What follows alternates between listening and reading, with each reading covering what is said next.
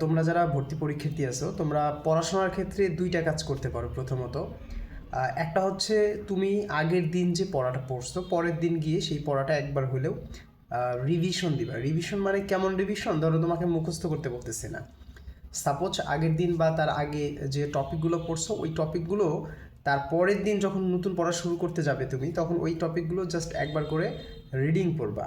তো একবার করে রিডিং পড়লে বিষয়টা কী হবে যে ওই টপিকগুলো তোমার আবার মাথায় চলে আসবে এবং ওই জিনিসগুলো দেখবে তুমি ভুলে যাবে না।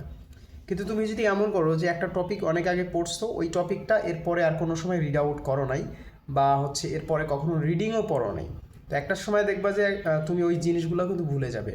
তো এটা করা যাবে না। তুমি প্রতিদিনের পড়া তো প্রতিদিন পড়বাই, সেটা তোমার একটা শিডিউল থাকবে।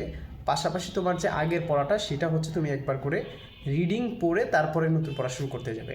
এতে করে কি হবে, তোমার আগের পড়াগুলো ভুলে যাবে না এবং নতুন নতুন পড়া তোমার রিচ হবে। তোমার নতুন নতুন যে পড়াগুলো পড়বা সেগুলো তোমার ওই আগের পড়ার সাথে অ্যাড হয়ে যাবে। বিষয়টা হচ্ছে এইটা। এখন আগের পড়া যদি তুমি টাচই না করো, নাই ধরো, তুমি যদি খালি নতুনভাবে পড়ে যাও, তাহলে কী হবে, তুমি একদিকে শিখবা আর একদিকে ভুলে যাবা। ঠিক আছে? মানে আগের পড়াগুলো তোমার মাথায় একটাও থাকবে না। এই বিষয়টা মাথায় রেখে পড়াশোনা করো।